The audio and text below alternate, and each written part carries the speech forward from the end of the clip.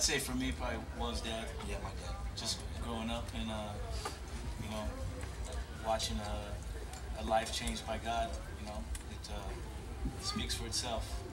And I watched him come from where he was to, the man God made him, and it was real, you know. It wasn't about preaching, it wasn't about this or that. It just, you watch God change his life and it spoke for itself.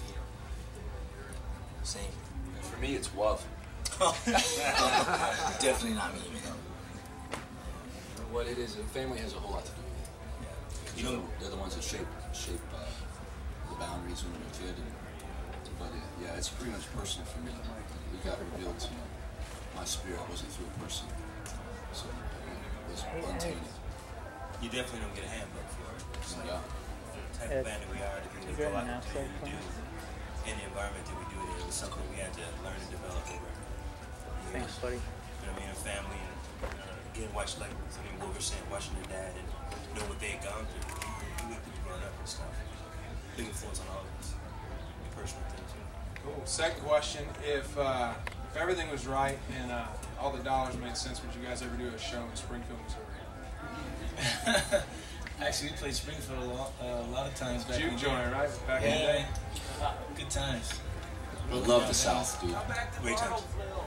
Yeah, actually, we're thinking about it. When they get air conditioning. Yeah, at the warehouse. In that warehouse, then we'll come back. They gotta, yeah. You guys maybe walk us through the last couple of years. Guys kind of taking some risks artistically, creatively, putting out some different stuff. Talk about how that process went, how this record came together. It's just, you know, going through all the stuff we've gone through in the past, few years, and with, Mr. Truby stepping in the mix.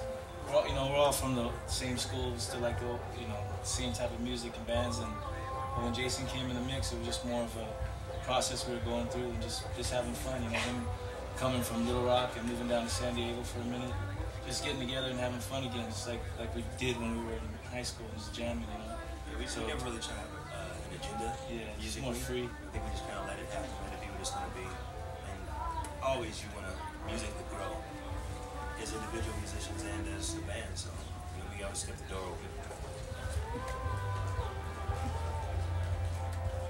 Except for some of the really old-time names with people like Bill Gaither and Andre Crouch, you guys may be the biggest thing that's happened in contemporary Christian music crossover-wise. I want to know what's been great about that for you, what's been difficult about some of the success that's come, and then really the last question: why are you back at Cornerstone?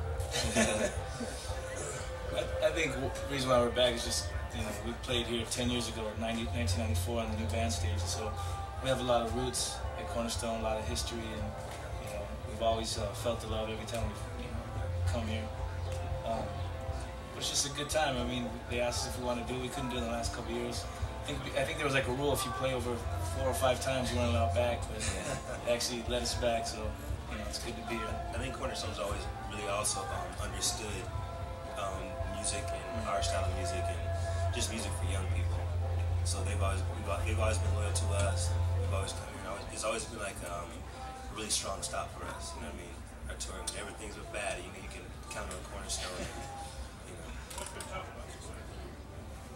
I don't think anything's really been tough about success. I think the thing is that people know us as like a Christian band and stuff like that, and so we've traveled all over the world, and there's kind of like the stigma of all these people that want you to believe exactly the way they believe. You know what I mean? There's all types of people that believe in different ways. You know what I mean? And I think the most difficult thing is probably just trying to please everybody. You know what I mean? So we just kind of stick to our guns and do the thing we love to do, and just play music and not really take it too serious. You know what I mean?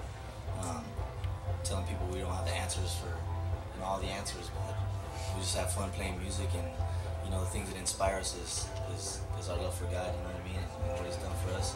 We just try to stick to the basics like that. So I think just people coming at you with a whole bunch of different questions and you can't really answer them all. Make people believe the way you believe. You can't please everybody.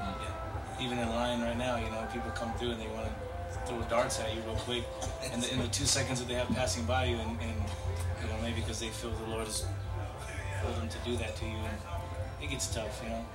We keep going. We've been so blessed, and we just try to stay as humble as we can, keep on moving. And if God opens up doors, next year we'll keep on moving. if it's done, it's done, you know. But to be able to play with, you know, guys you love and have fun and go out there and, you know, it's been an awesome journey. All right, we don't have much time. Any other questions from the press real quick here? You know, one thing I was always impressed with you guys when you, for instance, when you were on the Howard Stern show, you guys really stuck to your faith, and it was very impressive. And you've done some things by sticking to that faith that a lot of other crossover bands have not. Do you have any stories that you could tell where you guys really sticking to your faith has made a difference in the industry that you could see? You know, being really true to your faith and not bending away from it? I think if anything, it's just more a lot of the personal friendships that you make being on the road and stuff like that. And you know, we'll, you know, without saying, you know, names, but people will come up to you out of nowhere and just, you know, they want to share, you know, things with you, like they would want you to pray for them because they're, you know, trying to kick heroin or something, you know, and you're kind of tripping, like that they would come to you, or with bands, you know, coming up to us with like personal convictions and stuff. It's like, hey, dude, you know, what do you see in us that you feel like you have to share that? Or just, you know, whether it's people calling us up, you know, friendships that we made, and just, you know, with cool things like that, but more on a personal level, you know. I think, yeah, the other thing is I think the main thing our band's always been about is just respect, you know what I mean? It's not a you know, spiritual thing or a Christian thing. It's more where we came from, more how we grew up, you know what I mean? It's like we don't go and disrespect anybody, and I think all the bands we play with and all the interviews that we do, whether it be Howard Stern or whether it be any kind of TV shows we do, they can feel that we have respect for what we believe in, you know what I mean? And we're not gonna get we won't get disrespected, you know what I'm saying? And even if it's, you know, someone trying to mock us or whatever, we just don't put up with it, you know what I'm saying? I don't go there and walk mud through your house, you know what I'm saying? Don't do it in mine. And I think everybody's kind of really caught that type of vibe from us, and they know that what we do we take serious, and we're just not gonna be pushed around. Yeah, with Howard Stern, if you remember, we were going toe-to-toe with him, you know, he would throw stuff at us and we just go right back at it, you know, just play the game, and it was fun. He knew we'd kick his butt, though, dude, if he was gonna get to that line. Yeah, he got scared, like as soon as he walked in, he got kind of nervous. Ask God for forgiveness after. Guys, I think we got to wrap it up real quick, but just real quick, can you tell us what's coming next for you guys? Real quick. I think we're playing tonight. Cool. Yeah. The Passion, we did a song for the Passion soundtrack. We just got finished, and it's gonna be good with a whole bunch of cool artists that were inspired by the movie. I think that's gonna be coming out in the next couple months. It's a cool track. It's different for us. It's a different style, so it was fun to be a part of that. It was cool. Cool. Well, guys, thanks for coming back to Cornerstone. Thanks for visiting with us. Thank you, guys.